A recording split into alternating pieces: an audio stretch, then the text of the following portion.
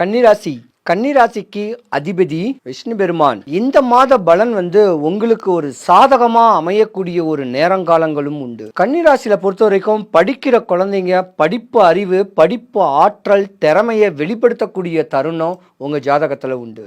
நிறைய பேர் கன்னிராசியை பொறுத்த வரைக்கும் பாத்தீங்கன்னா தான் டாக்டர் சம்பந்தப்பட்ட படிப்பு தான் படிப்பீங்க. கலைத்துறை சம்பந்தப்பட்ட வேலையில் இருக்கக்கூடிய தருணங்கள் உண்டு. நிறைய பேர் ஸ்பிரிச்சுவல்ஸ் பேசக்கூடிய மதம் சம்பந்தப்பட்டதெல்லாம் வாய்ப்புகள் நிறையவே இருக்கு.